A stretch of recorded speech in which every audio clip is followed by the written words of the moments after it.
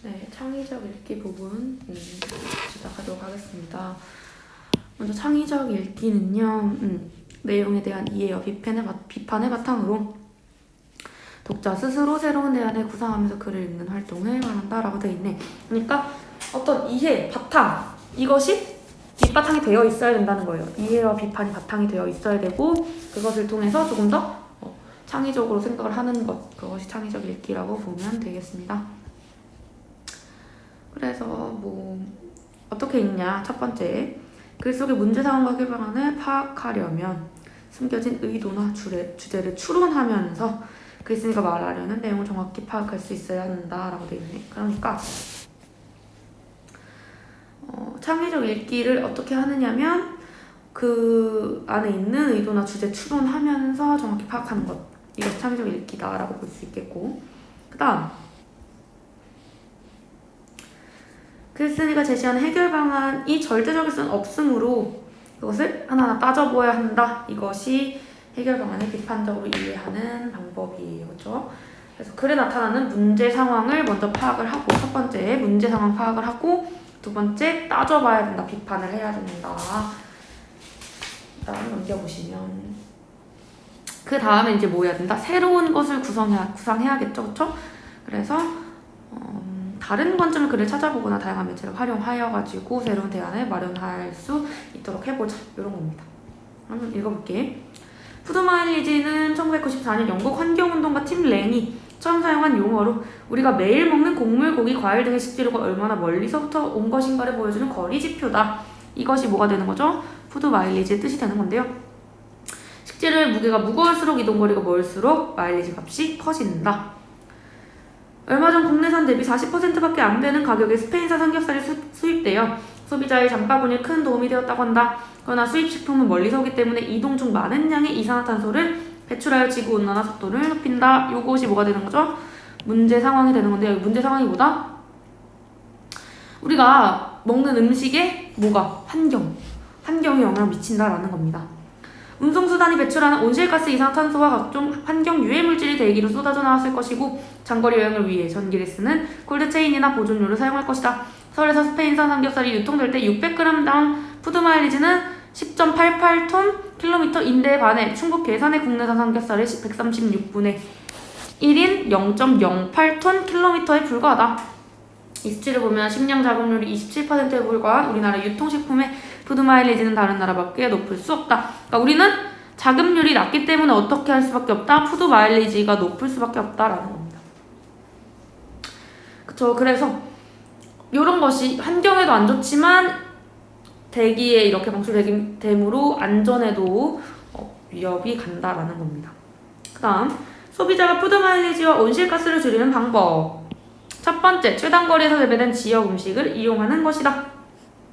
로컬 푸드를 먹자라는 거지. 그 다음 둘째, 제철 음식 위주로 소비. 비닐하우스 같은 거 하는 거에도 또 온실가스나 뭐 이런 것들이 들 수 있기 때문에 그렇죠? 그 다음 푸드 마일리지를 꼭 확인하고 구입을 해야 된다. 그래서 이런 글을 읽을 때 글쓴이가 쓴 의도를 파악해서 읽어야 되고요. 그 다음에 대안이 적절한지를 비판적으로 이해하면서 어떤 방안이 좋을지 이렇게 창의적으로 생각을 해볼 수 있어야 한다. 알겠죠? 그러면 이제 이거 안 보이죠? 육지의 배설물은 바다에 쌓인다 라는 글을 한번 읽어보도록 하겠습니다. 자, 창의적으로 한번 읽어봐야겠죠? 그쵸? 자, 봅시다. 1997년 찰스 무어는 미국 로스앤젤레스에서 하와이까지 태평양을 횡단하는 요트 경기를 마치고 캘리포니아로 돌아가는 길이었다. 자, 내가 무슨 얘기할 거냐면 이라고 말 안 하고 어떤 사람의 일화를 소개하고 있어. 지금 일화지. 누구의 일화? 찰스 무어의 일화를 제시했어. 이렇게 시작하면 어떨까? 조금 더 흥미가 유발되겠죠. 그쵸? 북태평양 아열대 환류대를 통과하던 즈음이었다. 바다 저 멀리 흐릿한 섬이 떠올랐다. 지도를 펼쳐보니 섬이 있을 만한 위치가 아니었다. 자, 그럼 이 섬이 뭘까? 잘 생각해보세요. 지금 요트가 항해하는 이곳은 태평양 한가운데에 있는 하와이에서도 미국 서부 연안에서도 가장 멀리 떨어진 태평양에서 가장 외딴 지역이었다. 이상하지? 문제점이 뭐야? 태평양에서 가장 외딴 지역에서 뭐를 발견한 거야? 섬을 발견하게 된 거죠. 놀랍게도 그가 발견한 것은 거대한 쓰레기 섬이었다. 그는 훗날 자신의 수필에서 당시 상황을 이렇게 회상했다. 이렇게 회상했다 하면서 뭐 할 거예요? 인용할 거죠. 근데 이거 간접 인용, 직접 인용? 직접 인용하지. 경험담을 직접 인용함으로써 이것도 흥미가 유발될 수 있겠죠? 가장 원시적인 바다에서 내가 목격한 것은 원시적인 섬이 아니었다. 나는 내 눈을 의심할 수밖에 없었다. 섬은 플라스틱 더미로 이루어져 있었다. 나는 그 일주일 동안 아열대의 바다를 건너면서 수많은 페트병과 뚜껑, 포장재 등의 플라스틱 조각을 헤쳐나갔다. 찰스 무어는 고무 타이어 자동차 계기판 버려진 욕조를 지나치며 플라스틱의 세상을 여행했다. 그가 발견한 이 쓰레기 더미는 훗날 태평양 쓰레기섬으로 이름 붙여졌다. 그러니까 이 태평양 쓰레기섬의 일화를 초반에 제시를 하면서 흥미를 유발하고 있는데 여기에 대부분이 뭐다? 이 쓰레기는 대부분이 플라스틱으로 이루어진 이런 쓰레기 섬에 가게 된 겁니다. 자, 여기까지가 처음 부분이에요. 다음 중간 부분 볼게요.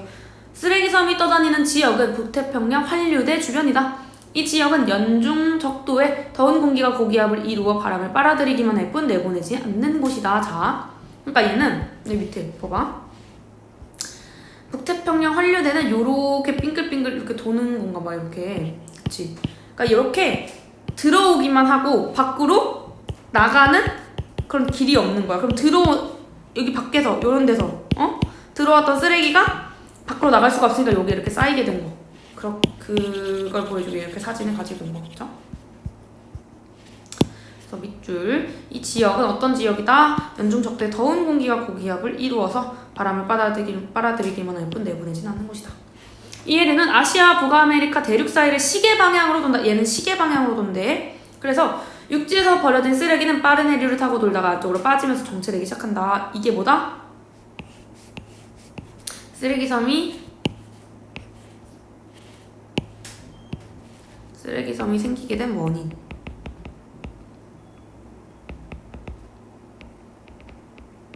쓰레기섬이 형성된 원인과 형성 과정을 보여준다. 원인과 과정을 보여주는 게 이 부분이에요.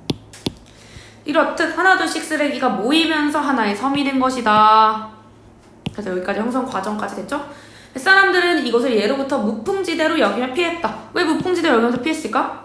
배는 뭐 때문에 가는 거야? 바람으로 가는 거지. 근데 바람이 불지 않아. 그러면 정체되고 체류해.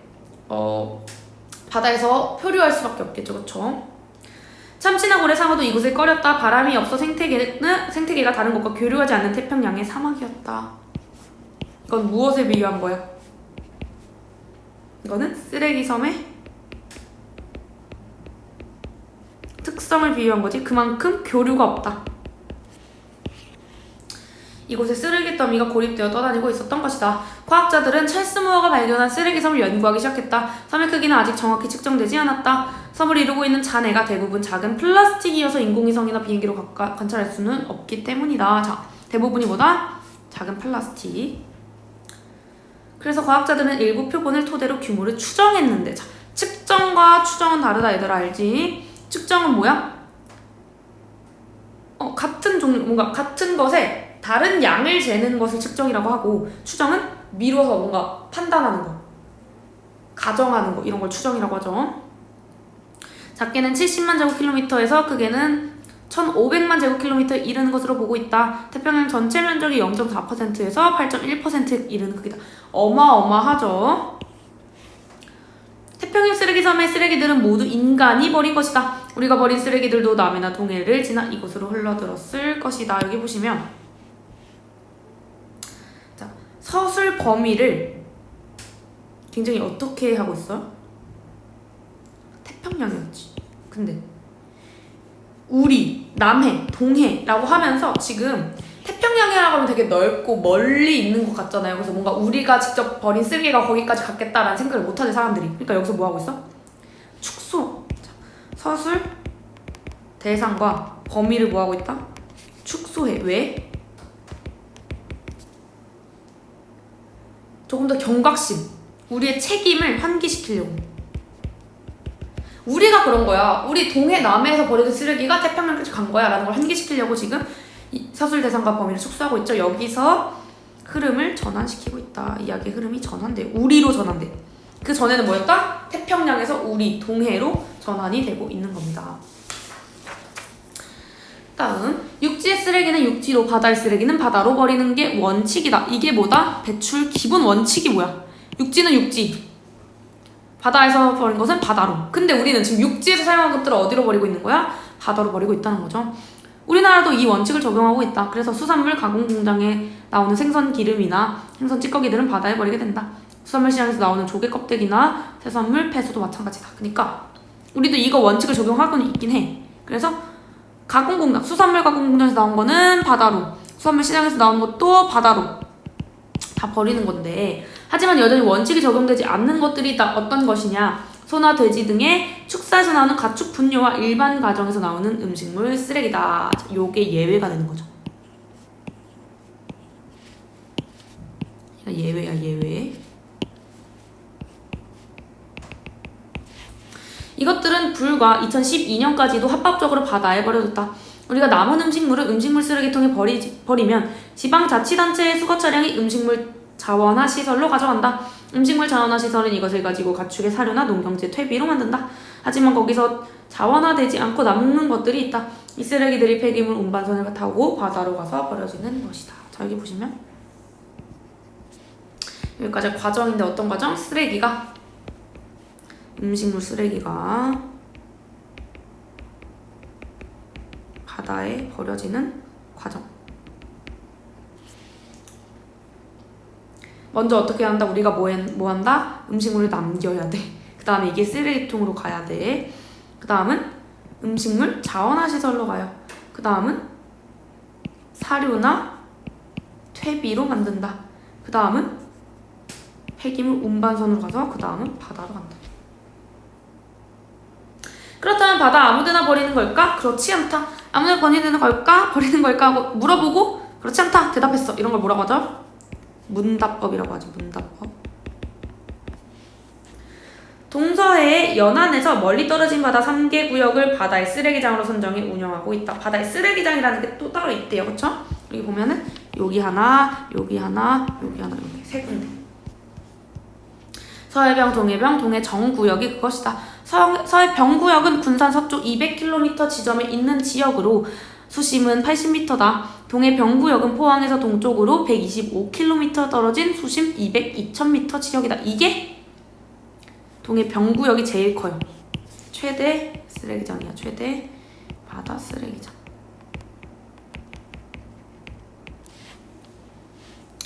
동해 정구역은 울산에서 남동쪽으로 불과 63km밖에 떨어지지 않았다. 수심은 약 150m 정도다. 동해 병구역은 전체 폐기물의 60%를 담당하는 최대 바다 쓰레기장이다. 서해 병구역과 동해 정구역은 각각 27%, 13%를 담당한다. 자, 위치에 대해 말하고 있어. 지금 우리나라 쓰레기장의 위치, 우리나라 쓰레기장 위치에 대해 설명을 해줬고, 그 다음 이렇게 많은 쓰레기가 바다에 버려진 것은 음식물 쓰레기의 육상 매립이 금지된 이유다. 계기가 뭐다? 이게 계기야. 바다 쓰레기장 운영하게 된 계기는 음식물 쓰레기를 육지에 매립을 못하게 막은 거예요. 그래서 이렇게 바뀐 거다. 이에 따라 음식물 자원화 시설에서 최대한 많은 양의 사료나 퇴비로 재활용해야 하는데 기술 부족 등의 이유로 성공하지 못하고, 그래서 원래는 재활용을 해야 된다? 근데 성공하지 못했어. 그래서 바다에 버려지게 되고, 또 축사에서 나는 분뇨를 깨끗하게 만드는 정화시설도 없다. 그래서 힘들더라도 환경 정화를 위해 새로운 기술을 개발하고 투자하는 대신 바다에 버리는 손쉬운 방법을 택한 우리에게 잘못이 있다.